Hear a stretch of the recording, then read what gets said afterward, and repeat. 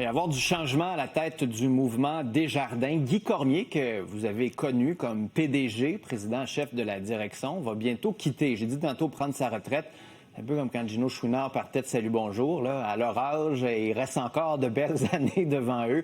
Guy Cormier est avec nous. Il est PDG depuis 2016 chez Desjardins. Monsieur Cormier, bonjour. Bonjour, M. Foisy. Il reste quoi, quelques jours après une carrière de près de 30 ans chez Desjardins? Comment vous vous sentez? Écoutez, je me sens très zen, très comblé, rempli de gratitude. Moi, avoir été président du mouvement Desjardins, c'est un privilège. J'en suis très conscient. C'était travailler pour cette organisation-là. J'en suis comblé. Alors, très relax. Ça fait 2-3 mois que je fais la transition avec mon successeur, Denis Dubois. Ça se passe super bien. Le mouvement Desjardins va bien. Alors, très zen, très calme. Puis, vous allez où? C'est un peu la question que tout le monde se pose. Prenez-vous un break? Prenez-vous la retraite? Est-ce que vous dites je vais être consultant? Il y en a qui sont venus me voir et ont dit là, demandez s'il va aller en politique. Là. Il pourrait remplacer François Legault. Il pourrait être le Mark Carney de la CAQ au cours de la prochaine année. Vous allez où, M. Cormier? Écoutez, premièrement, jusqu'en mars 2026, je suis encore à l'emploi du mouvement Desjardins pour continuer la transition. Donc, accompagner M. Dubois, accompagner le conseil d'administration, se rendre à notre assemblée annuelle de 2026. Donc, d'ici là, peut-être je vais accepter quelques petites choses, mais je veux vraiment prendre du recul, me reposer, probablement profiter des prochains mois, mais c'est clair qu'à 56 ans, je suis quelqu'un qui a le goût encore d'avoir de l'impact, de contribuer à des projets, d'aider les défis qu'on a à relever. Mais est-ce que c'est clair dans ma tête aujourd'hui? Je dirais qu'après 10 ans à la présidence, là, j'ai besoin d'un peu de repos. J'en suis très conscient en 2026. Mais je ferme pas de porte. S'il y a une chose que je suis sûr, là, c'est de ne pas avoir de certitude actuellement. Être sûr de rien. Juste me laisser le goût de voir qu'est-ce que la vie va m'apporter, tout simplement. Mais vous êtes sûr que vous ne serez pas chef de la CAQ l'année prochaine? Ou même ça se peut? Je me demandais ça prendrait combien de temps avant que vous me parliez de politique, c'est juste pour ça. Moi, je suis un gars de politique, fait que je le sais. Mais est-ce qu'aujourd'hui, je me vois vraiment faire de la politique active en 2026? Ma réponse, c'est non. En même temps, est-ce que vous avez quelqu'un qui est ouvert aux opportunités, qui est ouvert aux options, puis qui va regarder qu'est-ce qu'il y a sur la planche à dessin en 2026? La réponse, c'est oui. Mais aujourd'hui, là, ma tête, mon focus, c'est la transition au mouvement Desjardins, bien accompagner la stabilité du groupe jusqu'en mars. Mais après ça, je vais voir qu'est-ce que je fais. Tout peut arriver. Oui, tout peut arriver. Puis, comme je dis, je ferme pas de porte, j'en rouvre pas. Je sais que quand je vous réponds, plein de gens vont dire plein de choses. C'était la chefferie du Parti libéral, c'était la CAQ, c'était... Je veux pas aller dans ces zones-là parce que mon focus, c'est Desjardins, puis c'est pour ça que je suis payé. Mais après ça, ça va être des conseils d'administration, ça va être d'accompagner des entrepreneurs, ça va être d'aider à... Moi, je veux pas me fermer de porte à mon âge. OK. J'ai une question large pour vous. Est-ce que ça va bien au Québec? Parce que, tu sais, des fois, on regarde ce qui se passe. On a parlé de Nordvolt, on a la décote du gouvernement, il y a la dette, il y a la santé. Est-ce que vous, quand vous prenez un pas de recul, vous regardez le Québec, soit par rapport aux états financiers, par rapport à la banque, par rapport... Est-ce que ça va bien au Québec? Écoutez, moi, quand je prends vraiment du recul, là, puis je regarde les 50 dernières années du Québec, ça va mieux aujourd'hui que ça allait il y a 50 ans. Là. Je veux dire, on a des choses qu'on a mis de l'avant. On a une société d'État comme Hydro-Québec, on a de l'hydroélectricité, on a développé un beau monde économique qu'on n'avait pas il y a 50 ans. On a des bonnes institutions d'enseignement. On a un taux de chômage qui est faible. On a de la sécurité. On a des gouvernements où il y a de la stabilité. Vous regardez dans différents pays à travers le monde, la stabilité, on n'a pas besoin d'aller loin. Elle n'est pas si... En tout cas, elle est sous pression. Non, on le voit aux États-Unis, là. Exact. On a une démocratie qui se tient. Les gens peuvent... Fait que moi, je vois des choses qui sont très positives par rapport à l'État du Québec. On a une jeunesse qui parle une langue, parfois deux, très axée sur les technologies, ouverte sur l'Europe, ouverte sur les États-Unis, ouverte sur le monde.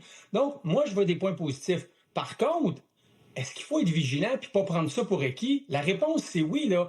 On voit là, que ça craque un petit peu à des places. Là. Système de santé sous pression, système d'éducation, itinérance, inégalité, crise du logement. Alors, il ne faut pas s'asseoir en se disant que les 50 prochaines vont être contre les 50 dernières. Ouais. Il faut être vigilant, il faut travailler plus fort, puis il faut se concerter, puis il faut se retrousser les manches puis les relever un par un, ces défis-là. Parce que les jeunes en arrachent. Vous dites, oui, c'est bien, ils parlent des fois une langue, deux langues, trois langues, mais ce matin, on parlait des maisons à 1 million à Montréal, les changements climatiques. Vous avez mentionné les inégalités. Elles vont en s'accroissant. Les riches vont être plus riches. Il va y avoir un gros transfert de richesse d'une génération à une autre, mais c'est pas tout le monde qui va y goûter. Les jeunes aujourd'hui, êtes-vous quand même inquiets? Ah oui, absolument. Moi, je le dis, on flirte avec l'inéquité intergénérationnelle, là. Je suis pas gêné de le dire. Toute jeunesse dans sa vie a eu des défis, là. Pendant que je vous réponds, quelqu'un va nous écrire Moi, en quand disant... j'étais jeune, les taux d'intérêt étaient à 15 Exact. à 20 Quelqu'un va dire ça, mais ça règle rien, là. Ça aide pas les jeunes quand on dit ça. Aujourd'hui, nos jeunes, moi, ce que je constate, c'est qu'ils commencent leur vie active, acheter une maison, fonder une famille, commencer à bâtir un patrimoine, beaucoup plus dans la trentaine, alors qu'il y a plusieurs générations, même pas si longtemps que ça, c'était dans la vingtaine. Fait que ça, c'est 10 ans de ta vie que tu commences un petit peu plus tard. Ben, c'est 10 ans que tu accumules un peu moins, que ta propriété prend moins de valeur. Alors, moi, c'est ça que je trouve un peu inéquitable. Et deuxièmement, ben, des défis comme le système de santé, la lutte au changement climatique, des défis de société où, à un moment donné, on voit l'état des finances publiques, où, à un moment donné, il va falloir les payer, ces dettes-là puis ces déficits-là. Alors, c'est là que moi, je lance souvent un cri du cœur en disant « faut aider nos jeunes, faut aider notre jeunesse, faut les soutenir parce qu'ils font face à des défis qui sont quand même importants. » En même temps, sur les inéquités, les gens vont m'appeler, vont dire, ben là, il est millionnaire, le monsieur qui te parle. Là. Il est PDG. Est-ce qu'un PDG, ça vaut vraiment des millions de dollars, alors qu'un préposé aux bénéficiaires, ça fait des dizaines de milliers de dollars? Est-ce que vous pensez que les PDG gagnent trop? Est-ce que vous pensez que les PDG valent vraiment les salaires que vous faites, que le président de la Caisse, que les présidents des autres banques font? Je sais que par rapport aux autres banques, vous êtes peut-être moins payés, mais est-ce que ça vaut ça, un PDG au Québec? Vous avez, tu sais, souvent je lis cette question-là, puis elle n'est pas facile à répondre parce que moi, j'ai commencé comme caissier, là. Quand j'ai commencé, je gagnais 23 000 par année, là. Fait que je suis capable d'apprécier le salaire que je gagne aujourd'hui. Je suis capable de connaître, comprendre l'écart, puis que c'est pas tout le monde qui a ce salaire-là. Puis je comprends les réactions des gens. En même temps, j'ai beaucoup de gens souvent qui vont me dire, mais tu sais, Guy, là, des gens qui gèrent une institution de 55 000 employés, un Québécois sur deux fait affaire avec vous, tu n'as pas le droit de trop te tromper, toi, puis dans le fond, vous êtes un phare, un guide pour le développement du tissu économique du Québec. Ça vient avec d'importantes responsabilités, puis ça vient avec d'importantes responsabilités pour le futur. Alors, ça vient peut-être avec ce niveau de rémunération-là. Mais je comprends que les gens peuvent avoir plein d'opinions. C'est pour ça que moi, j'ai visé comme président à pas seulement présider Desjardins, mais à m'engager aussi dans la société, le logement abordable, les régions, le Fonds du grand mouvement. Donc, à profiter de ma position de président de Desjardins pour essayer d'avoir le plus d'impact positif dans la société, au-delà de gérer Desjardins au quotidien. Ouais. Mais je suis comme pas sûr. On dirait que vous dites ça peut valoir ça, mais il y a un malaise quand même avec le montant ou... Bien, il n'y a pas de malaise avec le montant dans la mesure où c'est pas moi qui prends cette décision-là. Là. Il y a un conseil d'administration qui prend le temps d'évaluer ça. Mais vous savez, M. Cormier, que vu que tout le monde le fait, on se dit, ben tout le monde le fait qu'il faut le faire. Ben, comment je dirais, c'est pas tout le monde le fait, il faut le faire. C'est que les gens regardent les responsabilités, puis regardent l'envergure d'eux, mais il va toujours y avoir des gens qui vont dire, ben ça vaut pas ça parce que les responsabilités sont pas plus importantes que tel job, tel job, tel job. Les gens vont comparer ça à un joueur de hockey, les gens vont comparer ça à un sportif, à un artiste. Ben, les gens, souvent, moi, ce que j'entends, c'est, ben, tu as un alignement donné à 55 000 personnes, puis ça vient avec des responsabilités. Alors, moi, j'écoute un peu aussi ces arguments-là, mais dans le fond, dans la vraie vie, quand les gens vont me poser la question, les gens m'écoutent actuellement. Des gens vont être pour, des gens vont être contre, mais après ça, je leur laisse délibérer de ça. Là. OK. J'ai une question pour vous qui me chicote depuis, je pense que je suis client. J'avais 16 ans. Puis on voulait faire affaire avec les fonds de placement. Puis on a eu des enquêtes qui ont été faites là-dessus aussi. Souvent, les conseillers vont conseiller des fonds parce qu'ils vont avoir une prime ou parce qu'ils vont devoir avoir les directions des caisses. Il faut vendre ces produits-là des jardins, même si les frais de gestion sont élevés. Les rendements ne sont pas nécessairement au rendez-vous. Est-ce que Desjardins a fait du bon travail dans expliquer, instruire, vulgariser la finance avec les Québécois? Des fois, je me fais dire, c'est comme les autres banques Desjardins. Là. Ben, écoutez, C'est la raison pour laquelle je me suis présenté à la présidence en 2016. Je souhaitais que Desjardins s'aligne, se réaligne sur ses membres et ses clients. Puis que quand les gens partent de chez Desjardins, ils se disent, ben, ils ont vraiment travaillé dans mon intérêt, puis ils ont vraiment travaillé à mon autonomie financière.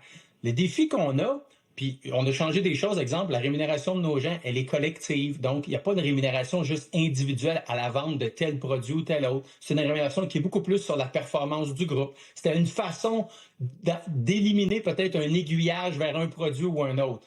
Mais par rapport à votre question sur l'éducation financière puis la connaissance, c'est un vrai grand défi parce que c'est beaucoup plus complexe aujourd'hui. Puis on a vu, là, il y a eu des crises financières, il y a eu l'inflation à 9 tantôt, vous parliez de la guerre en Ukraine. Il y a eu beaucoup de turbulences. Fait que les gens veulent pas, là, ils placent leur argent, ils font confiance. Donc, nos gens sont bien formés pour accompagner les membres en fonction de leur profil d'investisseur et leur tolérance au risque. Il y a des gens parfois qui vont avoir un produit, puis là, ils vont parler à quelqu'un, on va dire, ben, hey, toi, tu as eu un bien meilleur rendement que moi, mais nous, on part toujours de la tolérance au risque de la personne, de ce qu'elle nous indique comme expectative de carrière ou de besoins financiers, puis on va y adapter le produit en conséquence. Mais nos gens ont vraiment cette volonté. C'est pas pour rien qu'un Québécois sur deux fait affaire avec nous. Là. On doit faire quelque chose de bien quand même. Là. Puis notre but, c'est de les aider dans leur autonomie financière, puis c'est ce qu'on fait. Une dernière, M. Cormier, en terminant, juste pour voir si vous êtes prêt pour la politique, OK? Est-ce que la souveraineté du Québec serait dangereuse pour l'économie? Je vais vous dire, quand vous êtes président du Mouvement Desjardins, vous avez compris très vite qu'à 7,8 millions de membres et clients, vous gardez vos opinions pour vous, pour ces affaires-là. Est-ce qu'on serait capable, comme province, de devenir un pays économiquement? Nos gens n'ont pas fait d'études. C'est pas que je ne veux pas vous répondre. Nos gens n'ont pas fait d'études. Puis là, il y a des études à droite et à gauche. Je ne veux pas me positionner sur ça vraiment. Puis je suis pas en train de faire une réponse de politicien. Moi, les gens me payent pour présider le Mouvement Desjardins, pas pour avoir des opinions sur des dimensions politiques comme ça. Jusqu'en mars, puis après ça, en mars, on refait cette entrevue-là, OK? Laissez-moi me reposer un petit peu quand même, là. Avril. M. Cormier, merci d'avoir été là, au plaisir. Merci de l'invitation. Bonne fin de journée.